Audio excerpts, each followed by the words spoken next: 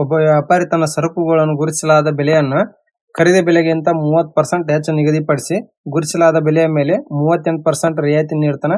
ಅವನ ನಷ್ಟದ ಶೇಕಡಾವಾರು ಎಷ್ಟು ಅಂತ ಕೇಳಿರಿ. ನೋಡ್ರಿ, ಕಾಸ್ಟ್ ಪ್ರೈಸ್ 100 ರೂಪಾಯಿ ಇತ್ತು ಅಂದ್ರೆ ಮಾರ್ಕ್ ಪ್ರೈಸ್ ಎಷ್ಟಾಗತಿ? 30 ರೂಪಾಯಿ ಜಾಸ್ತಿ ಮಾಡ್ಯಾನಂದ್ರ 130 ಆಗತಿ. ಈ 130ಕ್ಕೆ ಎಷ್ಟು ಡಿಸ್ಕೌಂಟ್ ಕೊಟ್ಟಾನ? 38% ಡಿಸ್ಕೌಂಟ್ ಕೊಟ್ಟಾನ ಅಂದ್ರೆ ಎಷ್ಟಾಗತ್ತ? ಇದು 49.4 ಆಗುತ್ತೆ. 130 49.4 ಹೋದ್ರೆ ಸೆಲ್ಲಿಂಗ್ ಪ್ರೈಸ್ ಎಷ್ಟಾಗತ್ತೆ? 80.6 ರೂಪಾಯಿ ಆಗುತ್ತೆ. ಎಷ್ಟು ರೂಪಾಯಿ ಕಡಿಮೆ ಆಯ್ತು ಇಲ್ಲಿ? 19.4% ಏನಾಗುತ್ತೆ ಇಲ್ಲಿ? ಲಾಸ್ ಆಗುತ್ತೆ. ಅಂದ್ರೆ ಆಪ್ಷನ್ ಡಿ ಕರೆಕ್ಟ್ ಆನ್ಸರ್ ಆಗುತ್ತೆ. ನಮ್ಮ ಚಾನಲ್ ಸಬ್ಸ್ಕ್ರೈಬ್ ಇಲ್ಲ ಅಂದ್ರೆ ಸಬ್ಸ್ಕ್ರೈಬ್ ಮಾಡ್ರಿ, ಮತ್ತೆ ಹಂಗಾರೆ ಲೈಕ್ ಮಾಡ್ರಿ, ಶೇರ್ ಮಾಡ್ರಿ. ಒಂದು ಟ್ರಕ್ ಒಟ್ಟು ದೂರದ ಅರ್ಧವನ್ನ 20 ಕಿಲೋಮೀಟರ್ ಗಂಟೆ ವೇಗದಲ್ಲಿ ಮತ್ತು ಉಳಿದ ಅರ್ಧವನ್ನ 80 ಕಿಲೋಮೀಟರ್ ವೇಗದಲ್ಲಿ ಕ್ರಮಿಸುತ್ತಾ. ಟ್ರಕ್ ನ ಸರಾಸರಿ ವೇಗ ಎಷ್ಟು ಅಂತ ಕೇಳ್ಯಾರ. ಸರಾಸರಿ ವೇಗ ಈಜುಕೊಟ್ಟು ಏನಾಗುತ್ತೆ? ಒಟ್ಟು ದೂರ ಡಿವೈಡೆಡ್ ಬೈ ಒಟ್ಟು ಸಮಯ ಅಂತ ಅಂದಾಗತ್ತ.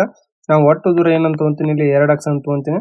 ಅಂದ್ರೆ 2x ಡಿವೈಡೆಡ್ ಬೈ ಅರ್ಧ ದೂರ ಅಂದ್ರೆ ಅರ್ಧ ಏನಾಗುತ್ತೆ? 2x x ಆಗುತ್ತೆ. ಇದನ್ನ ಎಷ್ಟು ಕಿಲೋಮೀಟರ್ ಪರ್ ಅವರ್ ಹೋಗೋಣ? 20 ಕಿಲೋಮೀಟರ್ ಪರ್ ಅವರ್. ಇನ್ನು ಅರ್ಧ ಅಂದ್ರೆ x ಡಿವೈಡೆಡ್ ಬೈ ಇದನ್ನ ಎಷ್ಟು ಕಿಲೋಮೀಟರ್ ಹೋಗೋಣ? 80 ಕಿಲೋಮೀಟರ್ ಪರ್ ಅವರ್ ಹೋಗೋಣ. ಈಜುಕೊಟ್ಟು 2x ಡಿವೈಡೆಡ್ ಬೈ LCM ಎಷ್ಟಾಗತ್ತೆ? 80 ಆಗುತ್ತೆ. 24 80 4x ಪ್ಲಸ್ x ಈ 80 ಇಂಟು ಆಗುತ್ತೆ. ಎಷ್ಟಾಯ್ತು ಇಲ್ಲಿ? 2x divided by 5x into 80 ಆಯ್ತು. x ಕ್ಯಾನ್ಸಲ್, 5 ಒಂದ್ಲೆ 5 16 ಆಗುತ್ತೆ. 16 ಇಂಟು 2 ಮಾಡಿದ್ರೆ ಎಷ್ಟು? 32 kilometre per hour average speed ಆಗುತ್ತೆ. ಆಪ್ಷನ್ ಇಲ್ಲಿ ಸಿ ಕರೆಕ್ಟ್ ಆನ್ಸರ್ ಆಗುತ್ತೆ. ಎ ಮತ್ತು ಬಿ ಒಟ್ಟಿಗೆ ಕೆಲಸ ಮಾಡಿದ್ರೆ ಒಂದು ಕೆಲಸವನ್ನ 5 ದಿನಗಳಲ್ಲಿ ಪೂರ್ಣಗೊಳಿಸಬಹುದು. ಬಿ ಒಬ್ಬನ ಅದೇ ಕೆಲಸ ಮಾಡಿದ್ರೆ 55 ದಿನಗಳಲ್ಲಿ ಪೂರ್ಣಗೊಳಿಸಬಹುದು. ಹಾಗಾದ್ರೆ ಈ ಒಬ್ಬನಾದ 2 ಪಟ್ಟು ಕೆಲಸವನ್ನ ಎಷ್ಟು ದಿನಗಳಲ್ಲಿ ಬೇಕಾಗತ್ತ ಅಂತ ಕೇಳಿರ್ಲಿ.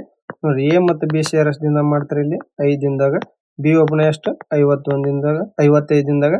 LCM ಎಷ್ಟು? 55 5 11 55 ಒಂದೇ ಆಗುತ್ತೆ. ನೋಡ್ರಿ, ಎ ಮತ್ತು ಬಿ ಸೇರಿ 11 ಆದ್ರೆ ಬಿ ಎಫಿಷಿಯನ್ಸಿ 1 ಆದ್ರೆ ಎ ಎಫಿಷಿಯನ್ಸಿ ಎಷ್ಟಾಗುತ್ತೆ? 10 ಆಗುತ್ತೆ. ಎ ತೆಗೆದುಕೊಳ್ಳೋ ಟೈಮ್ ಏನಾಗುತ್ತೆ? 55 ಇಂಟು 2 ಪಟ್ಟು ಅಂದ್ರೆ ಇಂಟು 2 ಡಿವೈಡೆಡ್ ಬೈ 10 ಆಗುತ್ತೆ. ಅಂದ್ರೆ 11 ದಿನದಾಗ ಏನ್ ಮಾಡ್ತಾನ? ಕೆಲಸನ ಕಂಪ್ಲೀಟ್ ಮಾಡ್ತಾನ. ಆಪ್ಷನ್ ಬಿ ಕರೆಕ್ಟ್ ಆನ್ಸರ್ ಆಗುತ್ತೆ. ತಂದೆ ಮತ್ತು ಮಗನ ಪ್ರಸ್ತುತ ವಯಸ್ಸಿನ ಮೊತ್ತ 96 ಐತಿ. 26 ವರ್ಷಗಳ ಹಿಂದೆ ತಂದೆ ವಯಸ್ಸು ಮಗನ ವಯಸ್ಸಿನ 3 ಪಟ್ಟು ಇತ್ತು ಅಂತ ಕೇಳ್ರ. ನೋಡ್ರಿ, ಫಾದರ್ ಏಜ್ ಸಣ್ಕಿನ 20 ವರ್ಷಗಳಿಂದ ಏನೈತಿ? 3 ಪಟ್ಟು ಐತಿ. ಅಂದ್ರೆ 3:1 ಆತ. ಹಾಗಾದ್ರೆ ತಂದೆ ಮತ್ತು ಮಗನ ಪ್ರಸ್ತುತ ವಯಸ್ಸಿನ ಅನುಪಾತ ಏನಂತ ಕೇಳ್ಯಾರ ಇಲ್ಲಿ. ನೋಡ್ರಿ, ಅವ್ರಿಬ್ಬರದು ಪ್ರೆಸೆಂಟ್ ಏಜ್ ಮತ್ತೆ ಎಷ್ಟು ಕೊಟ್ಟಾರ? 96 ಕೊಟ್ಟಾರ. ನಮಗ ರೇಷಿಯೋಕ್ಕೆ ಏನ್ ಕೇಳ್ಯಾರ? 20 ವರ್ಷದ ಹಿಂದಿನ ಕೊಟ್ಟಾರ. ಹಂಗಾದ್ರ ತಂದಿದ 20 ಮಗಂದ 20 ಟೋಟಲ್ 40 ಮೈನಸ್ ಮಾಡೋಣ ಇಲ್ಲಿ. ಅಂದ್ರೆ 20 ವರ್ಷದಿಂದ ಟೋಟಲ್ ಮತ್ತೆ ಏನಾಗುತ್ತೆ? ತಂದಿ ಮತ್ತೆ ಮಗಂದ 56 ವರ್ಷ ಆಗುತ್ತೆ. 3 + 1 4 ಆಗುತ್ತೆ. 4 1 4 4 16 ಅಂದ್ರೆ 1 ವ್ಯಾಲ್ಯೂ 14 ಆತ. 20 ವರ್ಷದಿಂದ ತಂದಿ ವಯಸ್ಸು ಎಷ್ಟಾಗತ್ತ? 14 3 ಎಷ್ಟಾಗತ್ತ? 42 ಆಗುತ್ತೆ. 14 1 14. ಪ್ರೆಸೆಂಟ್ ಏಜ್ ಏನಾಗುತ್ತೆ? +20 ಮಾಡಿದ್ರೆ ಇದು 62 ಆಗುತ್ತೆ. ಇದು 34 ಆಗುತ್ತೆ. ಅಂದ್ರೆ 2 31 2 17 31:17 ಅನುಪಾತ ಆಗುತ್ತೆ. ಅಂದ್ರೆ ಆಪ್ಷನ್ ಎ ಕರೆಕ್ಟ್ ಆನ್ಸರ್ ಆಗುತ್ತೆ. ನೀಲಿ ಹಸಿರು, ಮರೂನ್ ಮತ್ತು ಲೈಮ್ ಟೋಕನ್ಗಳನ್ನು ಹೊಂದಿರುವ ಒಂದು ಚೀಲದಲ್ಲಿ ನೀಲಿ ಹಸಿರು ಮತ್ತು ಮರೂನ್ ಟೋಕನ್ಗಳ ಅನುಪಾತ 15:10 ಐತಿ. ಅಂದ್ರೆ ಟೇಲ್ ರೇಷಿಯೋ ಎಷ್ಟೈತಿ? ಮರೂನ್ ರೇಷಿಯೋ ಎಷ್ಟು ಕೊಟ್ಟಾನ ಇಲ್ಲಿ? 15:10 ಕೊಟ್ಟಾನ.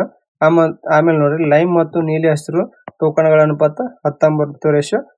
ಅಂದ್ರೆ ಎಲ್ ರೇಷಿಯೋ ಟಿ ಎಷ್ಟು ಕೊಟ್ಟಾನ ಇಲ್ಲಿ? 19:11 ಕೊಟ್ಟಾನ. ಈ 11ನ ಕಂಟಿನ್ಯೂ ಬರೀನು, ಇಲ್ಲೇ ಸೈಡ್ 15 ಬರೀನು. ನಮಗೇನ್ ಕೇಳೋಣ? ಹಾಗಾದ್ರೆ ಲೈಮ್ ಮತ್ತು ಮರೂನ್ ಟೋಕನ್ಗಳ ಅನುಪಾತ ಎಷ್ಟು ಅಂತ ಕೇಳೋಣ. ಲೈಮ್ ಎಷ್ಟಾಗತ್ತೆ? 15 ಇಂಟು 19 ಆಗುತ್ತೆ. ಮರೂನ್ ಎಷ್ಟಾಗತ್ತೆ? 10 ಇಂಟು 11 ಆಗುತ್ತೆ. 5 3 15 5 2 10. 19 3 ಎಷ್ಟಾಗತ್ತೆ? 57 ರೇಷಿಯೋ 11 2 22 ಆಗುತ್ತೆ. ಅಂದ್ರೆ ಆಪ್ಷನ್ ಇಲ್ಲಿ ಎ ಕರೆಕ್ಟ್ ಆನ್ಸರ್ ಆಗುತ್ತೆ. ಒಬ್ಬ ತಯಾರಕನು ಒಂದು ವಸ್ತುವನ್ನು ಸಗಟು ವ್ಯಾಪಾರಿಗೆ 20% ಲಾಭದಲ್ಲಿ ಮಾರ್ತಾನ. ನಂತರ ಸಗಟು ವ್ಯಾಪಾರಿ ಚಿಲ್ಲರೆ ವ್ಯಾಪಾರಿಗೆ 25% ಲಾಭದಲ್ಲಿ ಮಾರ್ತಾನ. ಮತ್ತು ಚಿಲ್ಲರೆ ವ್ಯಾಪಾರಿ ಅದ ಗ್ರಾಹಕರಿಗೆ 24% ಲಾಭದಲ್ಲಿ ಮಾರ್ತಾನ. ಚಿಲ್ಲರೆ ವ್ಯಾಪಾರಿಯು ಮಾರಾಟ ಬೆಲೆ 372 ರೂಪಾಯಿ ಆಗಿದ್ರೆ ಆ ವಸ್ತುವಿನ ತಯಾರಕ ವೆಚ್ಚ ಎಷ್ಟು ಅಂತ ಕೇಳಿದ್ರೆ, ನೋಡಿ, ತಯಾರಿ ಬೆಲೆ ಎಷ್ಟು ರೂಪಾಯಿ ಅಂತ X ರೂಪಾಯಿ ಅಂತ ಅಂದನ ತಯಾರಕನ ಅದನ್ನ ಏನ್ ಮಾಡ್ತಾನೆ? 20% ಪ್ರಾಫಿಟ್ ಮಾಡ್ತಾನ. ಅಂದ್ರೆ 1/5 ರೇಷಿಯೋ ಆಗುತ್ತೆ. ಅಂದ್ರೆ ಪ್ರಾಫಿಟ್ ಮಾರೇನಂದ್ರೆ 6/5 ಆಗುತ್ತೆ. ಇಂಟು 25% ಫ್ರಾಕ್ಷನ್ ಏನಾಗುತ್ತೆ? 1/4 ಆಗುತ್ತೆ. ಲಾಭಕ್ಕೆ ಮಾರೇನಂದ್ರೆ ಏನಾಗುತ್ತೆ? 5/4 ಆಗುತ್ತೆ. ಆಮೇಲೆ ಚಿಲ್ಲರೆ ವ್ಯಾಪಾರಿ ಗ್ರಾಹಕರಿಗೆ 24% ಪ್ರಾಫಿಟ್ ಮಾರೇನ 124 ಡಿವೈಡ್ 100 ಈಸ್ ಈಕ್ವಲ್ ಟು ಎಷ್ಟು ಕೊಟ್ಟರೆ ಸೆಲ್ಲಿಂಗ್ ಪ್ರೈಸ್ 372 ರೂಪಾಯಿ ಕೊಟ್ಟರು. 5 5 ಕ್ಯಾನ್ಸಲ್ ಆಗುತ್ತೆ. ಇದೆಷ್ಟಾಗುತ್ತೆ ಇಲ್ಲಿ 4 3 4 1 4 ಎಷ್ಟಲೇ ಆಗುತ್ತೆ ಇಲ್ಲಿ 4 4 ಕ್ಯಾನ್ಸಲ್ ಆತಿಲ್ಲಿ 31 31 12 ಆಗುತ್ತೆ 6 1 6 2 ಆಗುತ್ತೆ. ಅಂದ್ರೆ ಎಕ್ಸ್ ಈಸ್ ಈಕ್ವಲ್ ಟು ಎಷ್ಟಾಗುತ್ತೆ 100 ಇಂಟು 2 ಮಾಡಿದ್ರೆ 200 ರೂಪಾಯಿ ಅದರದ್ದು ತಯಾರಕ ಬೆಲೆ ಆಗುತ್ತೆ. ಆಪ್ಷನ್ ಡಿ ಕರೆಕ್ಟ್ ಆನ್ಸರ್ ಆಗುತ್ತೆ. ಒಂದು ಅಂಗಡಿಯಲ್ಲಿ ಗೃಹೋಪಯೋಗಿ ವಸ್ತುಗಳ ಮೇಲೆ 47 ಖರೀದಿಸಿ 9 ಉಚಿತ ಪಡೆಯಿರಿ ಎಂಬ ಒಂದು ಕೊಡುಗೆ ಐತಿ. ಅಂಗಡಿಯನ್ನು ನೀಡುತ್ತಿರುವ ಒಟ್ಟು ರಿಯಾಯಿತಿ ಶೇಕಡಾವಾರು ಎಷ್ಟು ಅಂತ ಕೇಳಿದ್ರೆ percentage of discount is equal to ಎಷ್ಟಾಗುತ್ತೆ ಇಲ್ಲಿ ಟೋಟಲ್ ರಿಯಾಯಿತಿ ಉಚಿತ ಎಷ್ಟದು 9. ಟೋಟಲ್ ಐಟಮ್ ಎಷ್ಟಕ್ಕೂ 47 ಪ್ಲಸ್ 9 ಮಾಡಿದ್ರೆ 56 ಐಟಮ್ಕು ಇಂಟು 100 900 ಡಿವೈಡ್ ಬೈ 56 ಮಾಡಿದ್ರೆ ಎಷ್ಟಾಗುತ್ತೆ 16.07% ಡಿಸ್ಕೌಂಟ್ ಆಗುತ್ತೆ. ಆಪ್ಷನ್ ಸಿ ಕರೆಕ್ಟ್ ಆನ್ಸರ್ ಆಗುತ್ತೆ. ಒಬ್ಬ ನುರಿತ ಕಾರ್ಮಿಕನ ದಿನಕ್ಕೆ 100 ರೂಪಾಯಿ ಗಳಿಸ್ತಾನೆ ಮತ್ತು ಒಬ್ಬ ಅನುರಿತ ಕಾರ್ಮಿಕನ ದಿನಕ್ಕೆ 50 ರೂಪಾಯಿ ಗಳಿಸ್ತಾನೆ. 5 ಕಾರ್ಮಿಕರು ಸೇರಿ ಒಂದು ದಿನದಲ್ಲಿ 400 ರೂಪಾಯಿ ಗಳಿಸಿದ್ರೆ ಅವರಲ್ಲಿ ನುರಿತ ಕಾರ್ಮಿಕರ ಸಂಖ್ಯೆ ಎಷ್ಟು ಅಂತ ಕೇಳಿರಲಿ. ನೋಡ್ರಿ ನಾ ಏನ್ ಮಾಡ್ತೀನಿ ನುರಿತ ಕಾರ್ಮಿಕರ ಸಂಖ್ಯೆ ಎಕ್ಸ್ ಅಂತ ಹೋದ್ರೆ ಅನುರಿತ ಕಾರ್ಮಿಕರ ಸಂಖ್ಯೆ ಎಷ್ಟಾಗುತ್ತೆ 5ರಾಗ ಎಕ್ಸ್ ಗಳನ್ನು 5 ಮೈನಸ್ ಎಕ್ಸ್ ಜನಕಾರ ಟೋಟಲ್ ಏನಾಗುತ್ತೆ 100 ಇವ್ರದ್ದು ಎಷ್ಟೈತಿ ಇಂಟು ಎಕ್ಸ್ ಐತಿ ಪ್ಲಸ್ ಇಲ್ಲಿ ಎಷ್ಟು ಇವ್ರದ್ದು ಅನುರಿತರದವ್ರದ್ದು 50 ಐತಿ 5 minus X is equal total ರೊಕ್ಕ ಎಷ್ಟೈತಿ 400 ರೂಪಾಯಿ ಐತಿ 100 ಎಕ್ಸ್ ಪ್ಲಸ್ 250 ಮೈನಸ್ ಎಷ್ಟು 50 ಎಕ್ಸ್ ಈಸ್ ಈಕ್ವಲ್ ಟು 400 ಆಗುತ್ತೆ. 50 ಎಕ್ಸ್ ಈಸ್ ಈಕ್ವಲ್ ಟು ಎಷ್ಟಾಗುತ್ತೆ 200 ಉಳಿತೈತಿ 200 ಹೋದ್ರೆ 50 ಒಂದೇ 53 ಅಂದ್ರೆ ಎಕ್ಸ್ ಈಸ್ ಈಕ್ವಲ್ ಟು ಎಷ್ಟಾಗುತ್ತೆ 3 ಆಗುತ್ತೆ. ಅಂದ್ರೆ ನುರಿತ ಕಾರ್ಮಿಕರು ಎಷ್ಟು 3 ಜನ. ಆಪ್ಷನ್ ಬಿ ಕರೆಕ್ಟ್ ಆನ್ಸರ್ ಆಗುತ್ತೆ. ನಮ್ಮ ಚಾನಲ್ ಸಬ್ಸ್ಕ್ರೈಬ್ ಇಲ್ಲ ಸಬ್ಸ್ಕ್ರೈಬ್ ಮಾಡ್ರಿ ಮತ್ತು ಹಂಗೆ ಲೈಕ್ ಮಾಡ್ರಿ ಶೇರ್ ಮಾಡ್ರಿ. ಎಕ್ಸ್ ವೈ ಮತ್ತು ಜೆಡ್ ಎಂಬ 3 ಕೊಳವೆಗಳನ್ನು ಒಂದು ಟ್ಯಾಂಕರ್ ಅನುಕ್ರಮವಾಗಿ 360 540 ಮತ್ತು 720 ನಿಮಿಷಗಳಲ್ಲಿ ತುಂಬಬಲ್ಲವು. ಮೊದಲು ಎಕ್ಸ್ ಮತ್ತು ವೈ ಮತ್ತು ಜೆಡ್ ಕೊಳವೆಗಳನ್ನು 30 ನಿಮಿಷಗಳ ಕಾಲ ಏನ್ ಮಾಡ್ತಾರೆ ತೆರೆಯಲಾಗುತ್ತೆ. ನಂತರ ಎಕ್ಸ್ ಕೊಳವೆಯನ್ನು ತೆರೆಯಲಾಗುತ್ತೆ. ಆಗ ಉಳಿದಿರುವ ಟ್ಯಾಂಕರ್ ಅನ್ನು 3 ಕೊಳವೆಗಳು ಸೇರಿ ತುಂಬಲು ತೆಗೆದುಕೊಳ್ಳುವ ಸಮಯ ಎಷ್ಟು ಅಂತ ಕೇಳಿರಲಿ. ಎಕ್ಸ್ ಎಷ್ಟೈತಿ 360 ಐತಿ, ವೈ ಎಷ್ಟು ನಿಮಿಷ 540 ನಿಮಿಷ, ಜಸ್ಟ್ ಎಷ್ಟೈತಿ 720 ನಿಮಿಷ. ಟೋಟಲ್ ಎಷ್ಟಾಗುತ್ತೆ ಎಲ್ಸಿಎಂ 19,440 ಆಗುತ್ತೆ. 360 54 ಆಗುತ್ತೆ, 54 36 72 27 ಆಗುತ್ತೆ. ನೋಡ್ರಿ ವೈ ಮತ್ತು ಜೆಡ್ ಶೇರ್ ಎಷ್ಟು ನಿಮಿಷ ಕೆಲಸ ಮಾಡ್ತಾರ 30 ನಿಮಿಷ ಕೆಲಸ ಮಾಡ್ತಾರೆ. ಅಂದ್ರೆ ಟೋಟಲ್ ಎಷ್ಟಾಗುತ್ತೆ 36 ಪ್ಲಸ್ 27 63 ಆಗುತ್ತೆ. 63 ಇಂಟು 30 ಮಾಡಿದ್ರೆ ಎಷ್ಟು ವರ್ಕ್ ಆಗುತ್ತೆ ಇದು 1890 ವರ್ಕ್ ಕಂಪ್ಲೀಟ್ ಮಾಡ್ತಾರೆ. ಈ 19,440ರಾಗ 1890 ವರ್ಕ್ ಉಳಿದಿದ್ದೆಷ್ಟು 17,550 ಆಗತ್ತೆ. ಈ 17,550 ಏನ್ ಮಾಡ್ತಾರ 3 ಜನ ಸೇರಿ ಕಂಪ್ಲೀಟ್ ಶಾಸ್ಟ್ ದಿಂದ ಮಾಡಿದ್ರ ಅಂತ ಕೇಳಿದ್ರೆ ಡಿವೈಡೆಡ್ ಬೈ ಟೋಟಲ್ ಎಫಿಷಿಯನ್ಸಿ ಎಷ್ಟಾಗತ್ತೆ 3 ಜನ ಸೇರಿ 117 ಆಕತಿ. ಅಂದ್ರೆ ಎಷ್ಟು 17 150 ನಿಮಿಷದೊಳಗೆ ಏನ್ ಮಾಡ್ತಾರೆ ಇಲ್ಲಿ ಟೋಟಲ್ ಕೆಲಸನ ಕಂಪ್ಲೀಟ್ ಮಾಡ್ತಾರೆ. ಆಪ್ಷನ್ ಎ ಕರೆಕ್ಟ್ ಆನ್ಸರ್ ಆಗುತ್ತೆ. 410 ಮೀಟರ್ ಮತ್ತು 440 ಮೀಟರ್ ಉದ್ದದ ರೈಲುಗಳು ಕ್ರಮವಾಗಿ 130 km/h ಮತ್ತು 140 km/h ವೇಗದಾಗ ಒಂದೇ ದಿಕ್ಕಿನ ಚಲಿಸಾಕತ್ತವು. ಹಿಂದಿನಿಂದ ಬರುತ್ತಿರುವ ವೇಗವಾದ ರೈಲು ಇನ್ನೊಂದು ರೈಲನ್ನು ಸಂಪೂರ್ಣವಾಗಿ ದಾಟಲು ತೆಗೆದುಕೊಳ್ಳುವ ಸಮಯ ನಿಮಿಷಗಳಲ್ಲಿ ಎಷ್ಟಂತ ಕೇಳಿರಲಿ. ನೋಡ್ರಿ ಎರಡು ಟ್ರೈನ್ ಏನ್ ಮಾಡಕತ್ತು ಸೇಮ್ ಡೈರೆಕ್ಷನ್ ಹೊಂಟವು ಅಂದ್ರೆ ಸ್ಪೀಡ್ಗಳದ್ದು ವ್ಯತ್ಯಾಸ ತಗೋಬೇಕು. ಅಂದ್ರೆ 140 ಮೈನಸ್ 130 ಆಗುತ್ತೆ. ಅಂದ್ರೆ ಎಷ್ಟು ಬರ್ತೈತಿ ಇದು 10 km/h ಆಗತ್ತೆ. ನೋಡಿ ಡಿಸ್ಟೆನ್ಸ್ ಈಸ್ ಈಕ್ವಲ್ ಟು ಏನಾಗುತ್ತೆ ಸ್ಪೀಡ್ ಇಂಟು ಟೈಮ್ ಆಗುತ್ತೆ. ಡಿಸ್ಟೆನ್ಸ್ ಎಷ್ಟಾಗುತ್ತೆ 410 plus 440 is equal to speed ಎಷ್ಟು ಬಂದೈತಿ ಇಲ್ಲಿ 10. ಇದನ್ನ ಮೀಟರ್ ಪರ್ ಸೆಕೆಂಡ್ ಕನ್ವರ್ಟ್ ಮಾಡಕ 5/18 ಇಂಟು ಟೈಮ್ ಕಂಡುಹಿಡಬೇಕು ಟಿ ಆಗುತ್ತೆ.